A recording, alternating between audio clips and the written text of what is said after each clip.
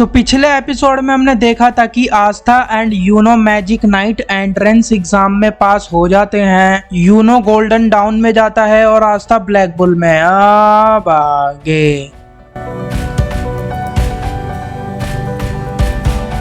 Episode के starting में clause नाम का एक बंदा यूनो के पास आकर बोलता है, तुम्हारा नाम क्या है? तुम ही हो ना वो न्यू मेंबर, एक पिछड़े इलाके से आया हुआ कॉमनर। ना ही तुम शाही घराने से हो और ना ही तुम कोई महान इंसान। पता नहीं कैप्टन वांजेंस क्या सोच रहे थे जो तुमको गोल्डन डाउन में ले लिया। ज्यादा हवा में मत उड़ना, सिर्फ इसलिए सभी कैप्टन ने तुम्हारे लिए हाथ खड़े किए थे। तुमको इससे ज्यादा करना होगा। तुमको इतनी आसानी से गोल्डन डाउन का एक सदस्य के रूप में स्वीकार नहीं किया जाएगा। आस्था ब्लैक बुल के हाइड आउट में जाता है। उधर मैग्ना और लक नाम के दो मैजिक नाइट लड़ रहे होते हैं क्योंकि लक ने मैग्ना की पुडिंग खा ली थी। बहुत शोर शराबा हो रहा होता है। वनीसा भी उनसे बहस करने लगती है, तुम चुप हो जाओगे? घोष भी उनसे बोलने लगता है, मैं अपनी सिस्टर मरी के नाम तुम दोनों को मौत के घाट उतार दूंगा। और बाकी के लोग अपने में ही मगन रहते हैं। आस्था को ये लोग बहुत डरावने लगते हैं, पर फिर भी वो अपना इंट्रोडक्शन देने लगता है। मेरा नाम है आस्था, मैं आया हूँ हाज विलेज से।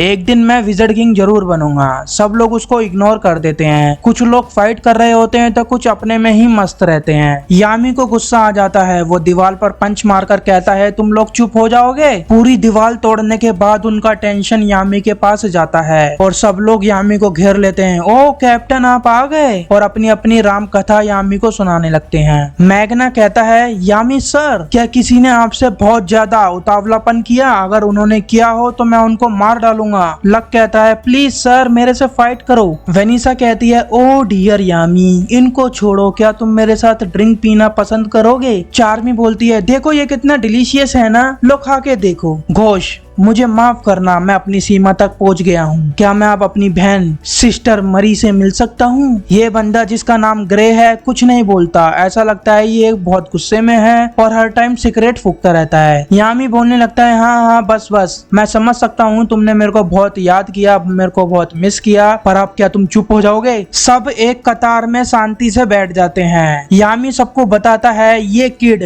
न्यू मेंबर है। आस्था अपना इंट्रोडक्शन देता है, मेरा नाम है आस्था, मैं आया हूँ हाज विलेज से। फिर यामी के कहने पर फिनरल सबको इंट्रोड्यूस करता है। इसका नाम है गॉर्डन अग्रिपा। ये उदास रहता है और तुम कभी नहीं समझ पाओगे कि ये क्या सोचता रहता है, but he is a nice guy. इससे मिलो वनीसा, ये हमेशा दारू पीते हुए दिखेगी, वो भी ब्रा एंड बिकिनी पहनकर, और वनीसा तुम्हारे चेहरे पर आ जाएगी जब ये नशे में होती है, but she is a good person. Vanessa कहती है, मैं ऐसा कभी नहीं करती, मैं किसी के चेहरे पर नहीं जाती। एंड फिर वो आस्था से कहने लगती है उसके चेहरे पर जाके, उसके चेहरे के पास जाके, तुम एक पिछड़े इलाके से आए हो एंड तुमने मैजिक नाइट ज्वाइन करने में भी सफल भी रहे। क्या बोलते हो मैं तुमको रिवॉर्ड दूं? आओ मेरे साथ ड्रिंक करो। आस्था अपने मन में ही सोचने लगता है कि काश मैं वनीसा का ऑफर एक्सेप्ट कर पाता। मैं अपना दिल पहले ही सिस्टर लिली को दे चुका हूँ। वनीसा उल्टी करने लगती है। इससे मिलो, ये है लक, सनकी, जिसको फाइट करने के अलावा कुछ और सूझता ही नहीं है, एक fight addicted, but he is a good गाय। फिर घोष आस्था को अपनी छोटी सिस्टर की फोटो दिखाकर बोलता है, ये कितनी क्यूट है ना,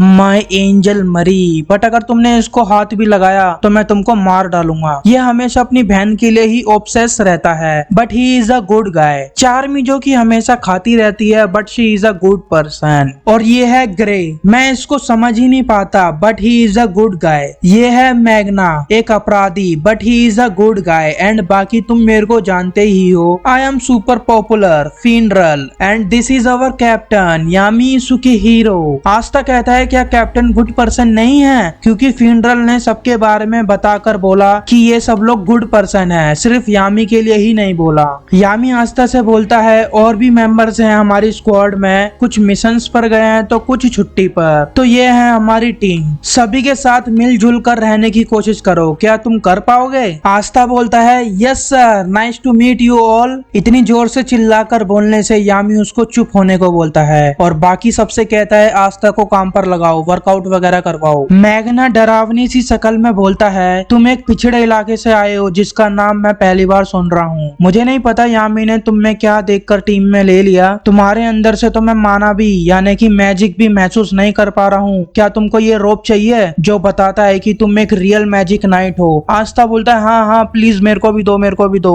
मैग्ना बोलता है उससे पहले तुमको अपने आप को साबित करना होगा कि तुम इसके काबिल हो। फिनरल सबको हाइड आउट के बाहर ले जाता है अपने स्पेशल मैजिक से। हर एक मेंबर के ज्वाइन होने पर एक छोटा सा रिचुअल निभाते हैं ब्लैक बुल वाले, ताकि वो देख सकें कि न्यू मेंबर में कितना दम है और वो क्या कर सकता है। मैग्ना को देखना है कि आस्था में कितना दम है। वो आस्था का टेस्ट लेगा। सबसे पहले Magna physical power and stamina को टेस्ट करता है। वो आस्था को 5000 सिटअप्स एंड 5000 पुशअप मारने को बोलता है, जो कि आस्था बड़े आराम से कर लेता है। वो एक बड़े से पत्थर को भी उठाता है और अपने सर से तोड़ता है। फिजिकल पावर एंड स्टेमिना तो आस्था का बहुत बढ़िया होता है। आस्था मैग्ना से ब्लैक बुल का रोप मांगने लगता है। मैग्ना बोलता है अभी टेस्ट खत्म नहीं हुआ, अभी सबसे इम्पोर्टेंट टेस्ट तो रह रहा है। अगर तुम ये टेस्ट पार कर पाए तभी तुमको ये मैजिक नाइट का रोप मिलेगा। मैग्ना अपनी ग्रिमोर में से एक बेसबॉल बैट टाइप कुछ निकालता है एंड आस्था से कहता है तुम मैजिक यूज करो या अपनी कोई भी स्किल यूज करो मेरे अटैक को डिफेंड करने के लिए। आस्था भी अपनी स्वॉर्ड निकाल लेता है। मैग्ना बहुत सारे आग के गोले आस्था की तरफ फेंकता है, बट आस्था उन सभी को बहुत इजीली डोज कर देता है। फिनरल भी अपनी ग्रिमोर निकाल कर रेडी रहता है। अगर आस्था मैग्ना के अटैक से नहीं बच पाया तो वो अपना मैजिक यूज करके उसको बचा लेगा। अब मैग्ना अपने हाथ में बड़ा सा फायर बॉल बनाने लगता है। मैग्ना में से मैजिक पावर की वेव निकल रही होती है। वो अपनी पूरी ताकत से आस्था की तरफ वो एक्सप्लोडिंग फायर बॉल फेंकता है। आस्था का दिमाग ऑटोमेटिकली सोचने लगता है कि अब तो वो मरने वाला है। उसने अपनी मसल्स बना रखी हैं, अपने आप को बहुत अच्छे से ट्रेन किया हुआ है एंड आस्था अपने काइनेटिक विजन और अपनी एक्सप्लोसिव पावर के साथ अपने अपोनेंट के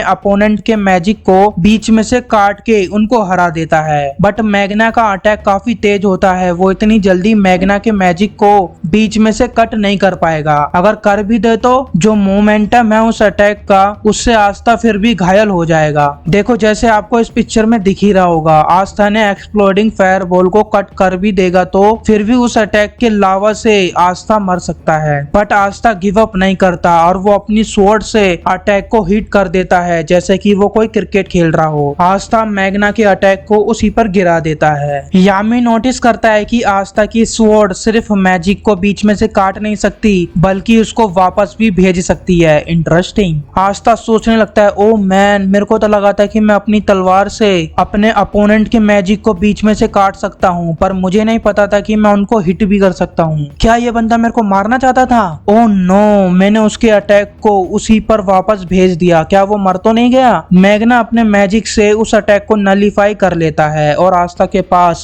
बहुत गुस्से में आता है। आस्था की फट रही होती है। मैग्ना आस्था की तारीफ करने लगता है। ओ वाओ, मुझे लगा था कि तुम्हारे अंदर बिल्कुल भी मैजिक पावर्स नहीं है, बट तुम्हारे अंदर थोड़ी सी है। तुमने सिर्फ मेरे अटैक को ब्लॉक ही नहीं किया बल्कि उसको मेरे पास वापस भी भेज दिया। I like you Aastha. And sorry, जो मैंने थोड़ी देर पहले कहा था, मैं तुम्हारे पास के विलेज से ही आया हूँ, रायका विलेज से। वो हाज विलेज के थोड़ा आगे है। आस्था बोलता है मेरे पास थोड़ा मैजिक पावर नहीं, बिल्कुल भी नहीं है। मैग्ना इंप्रेस हो जाता है। वाओ, बिना मैजिक के तुमने वो सब कर लिया, ये तो और भी अमेजिंग है। सब लोग आस्था के पास आते हैं कांग्रेचुलेशन बोलने के लिए। लक आस्था से फाइट करने के लिए पूछता है। वनीसा उससे ड्रिंक करने के लिए चिपकने लगती है। चार्मी उसको एक छोटे से केक का आधे में से भी आधा खाने को देती है। तारीफ वगैरह करने के बाद वो लोग आस्था को ब्लैक बुल मैजिक नाइट का रोप देते हैं। वनीसा अपने मैजिक से उस रोप को पहना देती है। अब से आस्था ब्लैक बुल का ऑफिशियल मेंबर है। एक लड़की ऊपर से उनको छुपकर देख रही होती है। ओ, तो ये न्यू मेंबर है। ये लड़की कौन है आप लोगों को नेक्स्ट एपिसोड में डिटेल में पता लग जाएगा। ऐसे ही एनीमे की वीडियोस देखने के लिए चैनल को सब्सक्राइब करना मत भूलना।